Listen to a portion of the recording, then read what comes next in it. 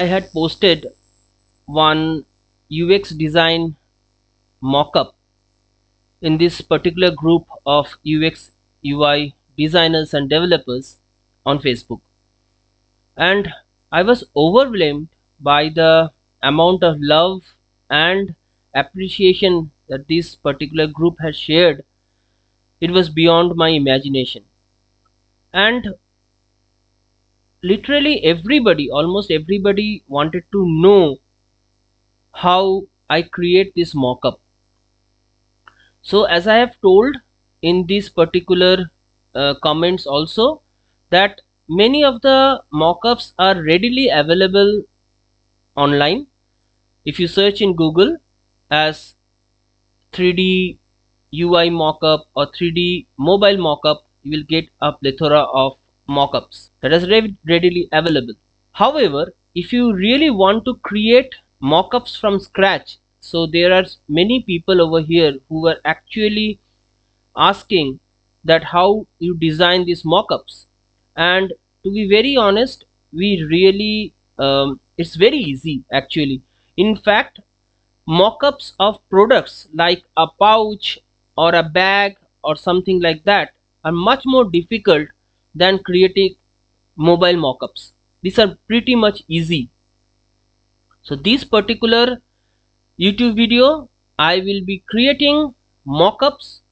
I will show how to create easy mockups using Photoshop. You will see how easily, if you have the imagination, you can create fantastic mockups without any fuss. But you have to know the background elements, what are the things that is required to create these mockups. This will be a end-to-end process where I will show different types of mockup process creation. Hope that will help you in the future to create amazing mockups for your UX and UI presentations. So without much ado, let's get started. I am Tridip Ghosh and you are watching a brand new episode of Learn with Tridip.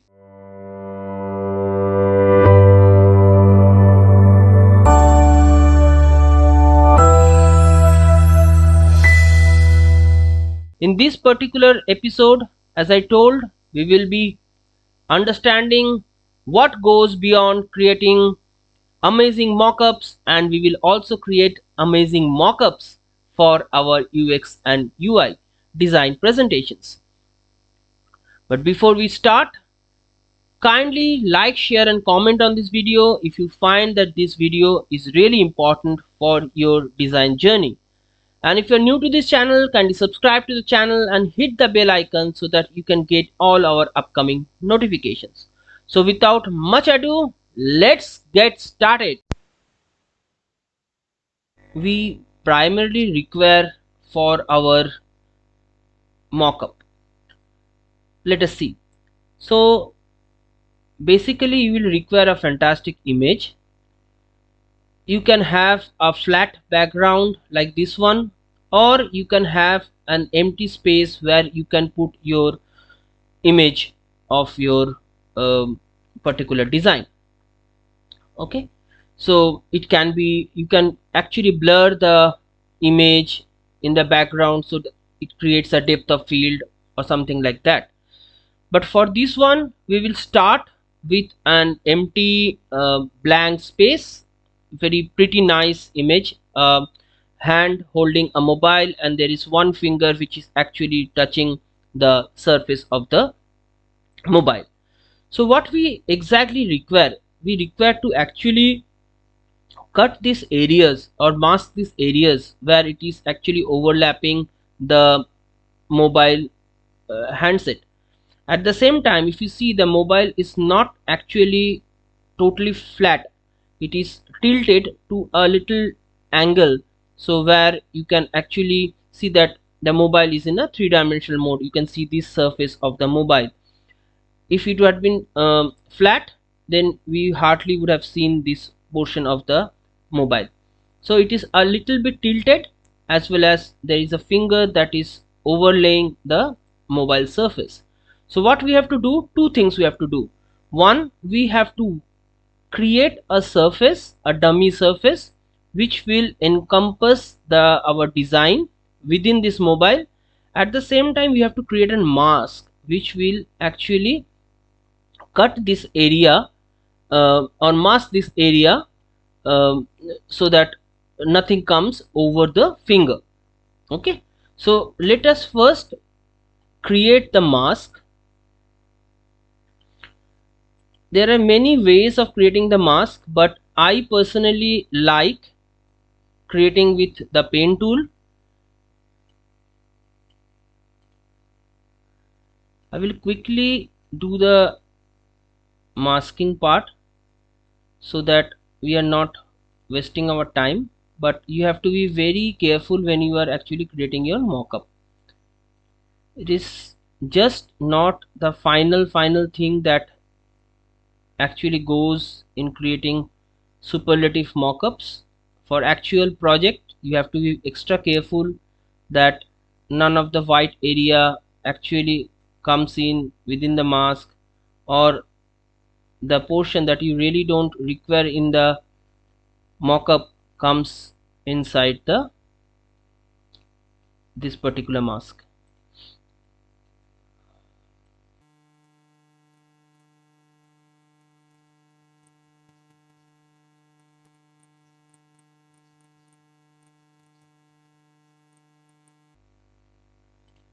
Lovely. So our path is created. Now we press shift control enter, and our mask, the selection is created. Now we will take a new layer and we'll just keep a mask. That's it. Just for the time being, forget about this. Okay, great. Let's now go to the next step. We create a new layer and we gently create a shape which is just covering your main screen area. Simple. Okay, convert this thing to a smart object. Okay, now this layer is a smart object. Okay, great. You change the opacity a bit and press Ctrl T or transform, then right click over it and select distort, which is very important for your this particular mockups. Now holding the corners, you basically match the perspective of the mobile. Lovely, we are done. So the biggest important step in your particular this mockup creation is this converting of smart shape. And after converting into smart shape or smart object, you have to give it a perspective, or you have to distort this particular rectangle so that it occupies the exact contour of the 3D shape. That's it. Now you need not to worry. You select control and click on the mask that you have already created in the below layer, and in the same layer where you are currently on, you just have to select the mask from here, add layer mask. So what has happened, this particular thing has taken a shape over here as a mask, and our mask is ready. What we need to just do, we have to go to this layer and we have to enter our image over here.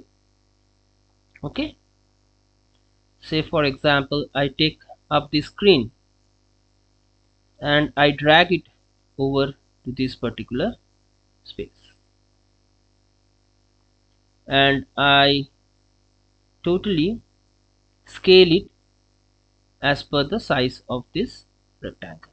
Okay, and once done, I click on this particular cross so that I can save the image. Okay, so what now, still we cannot see our image, and it is very strange, right? Over here you can see that image of our object is there, What wrong we have done?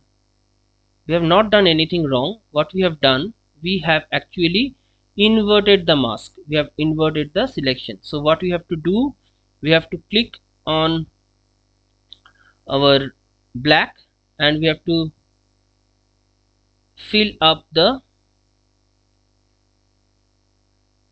space. Okay, and we have to inverse it, Control Shift I, and you fill this thing with white. Wow, your particular image is very well fit inside the mobile space. But still, why it is looking so dull? I am purposefully doing all the mistakes that you can come across while doing your masking, so that you can know that why these particular things are happening. You might feel that this guy is continuously doing mistakes and continuously doing in a wrong way. This is usually about 80% of the graphic designers will do, and then they will be literally shocked that why I am not getting the right expected results. If you remember, we had actually changed our opacity to 50 last time, so we have to just increase the opacity. Voila, our entire mockup is ready, right? Now if you really want to give some shine and all this, you can definitely do that. You need to just create some light, understand where the light is falling. The light is this side, so I can actually create some light over here. Lovely. Control Shift Alt Enter, selection, and I can just create some gradient, create the gradient inside this. It's too harsh a gradient. I can create a gradient like this. Lovely. And I can change the opacity also. Don't worry too much, these things can be easily got rid of. I click on this mask still being in the same layer and I create a add new mask. See, the reflection is already there and your work is done. If you see very well minutely, we have taken care of this finger over here, we have taken care of all the edges over here, and our work is done. Lovely mockup, isn't it? Let us let us deep dive and see how we can remove the background from this particular image and we can replace it with our own image. Okay, so if you see, there are a lot of hidden areas where it might be very tricky to extract the background. Okay, so let us see. We will first use a very easy tool which is provided by Photoshop in the latest versions. We will just create a new layer with the same background image, and we will just over here you can see the quick action panel is there. We can just click on the remove background from here and let us see what Photoshop does. Wow, it has already extracted the image for us with a proper mask over here. Let us see how it looks. I click and hide the actual background. Well, there are a lot of issues over here. If you see, Photoshop was unable to actually extract these areas where there is an overlap of background color from the image. This will definitely not work for us, right? So what we should do, we can try another process. Let's click on the background and go to select and say subject. Well, if you see, it could only extract this portion and isolate it as subject. These areas are not getting selected. So this process will not work in our case. So what we have to do, either use our pen tool to extract these areas, or we use mask to extract these areas. So we will take a copy of this particular um, image so that this particular thing does not get hampered in any point of time. And let us now use our tried and tested pen tool to extract the images in parts. Okay, so this is the area that is required to be extracted. This is part 1, this is part 2, and this is part 3. So there will be 3 different selection process. So let us start with the easiest one, the smaller one. We take the pen tool from here and on our pen tool and start extracting this. Okay, so you do curve. If you want to change the path, click on the center of this handle, pressing your alt at the same time. Pretty neat. So most of the graphic designers, they definitely know this process of selection using the pen tool. Not at all a difficult process. It's just about how you handle your pen tool. Initially, if you are a newcomer, it will be a bit of a tough job, but with experience it will be very easy to extract this type of screens. There are various other ways also to extract screens, with channels, with layer mask, many things, but it totally depends upon which process you are comfortable with.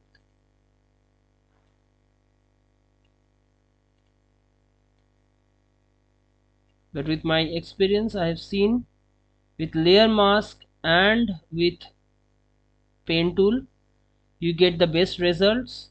The other results are more or less hit and trial method, and many times might not give you the exact result that you expect. Or else you use your select subject, select the area that is maximum that you are getting, and rest of the areas which is not coming in your selection, that you do using the pen tool. But for us, I will be using the pen tool only.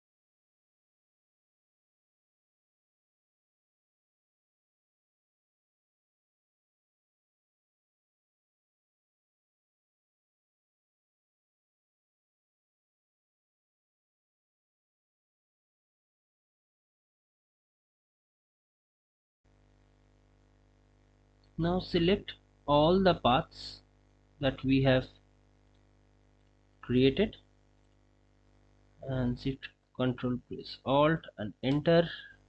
Your selection is ready, and create a mask.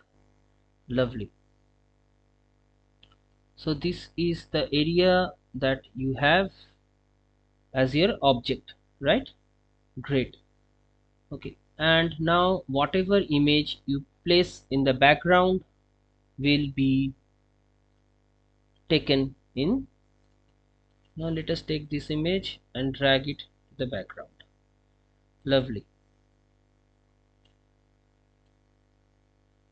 Scale it to fit the background.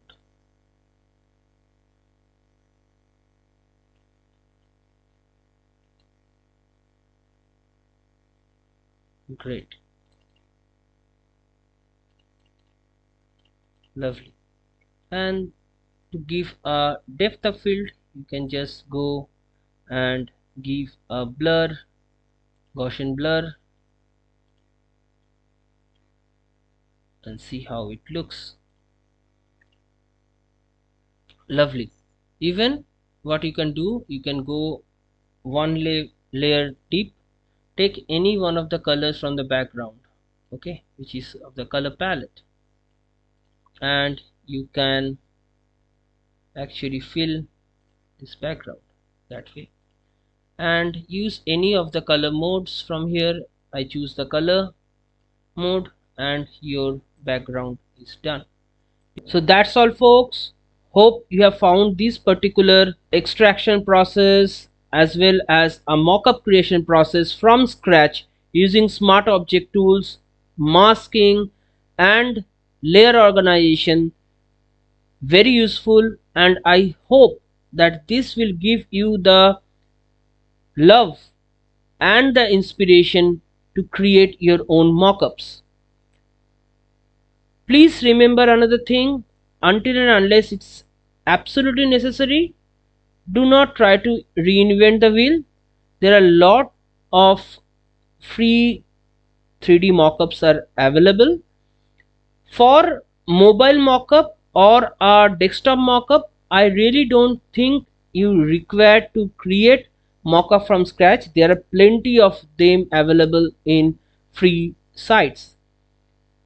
But definitely for package designs, for pouch designs where it is very complicated, t-shirt designs, t-shirt mockups where there are a lot of wrinkles, fades and curls, over there you might require a good high level mockup creation that I will cover in a different um, episode, because it is not pertaining to UX UI mockup, so I am not covering that in over here.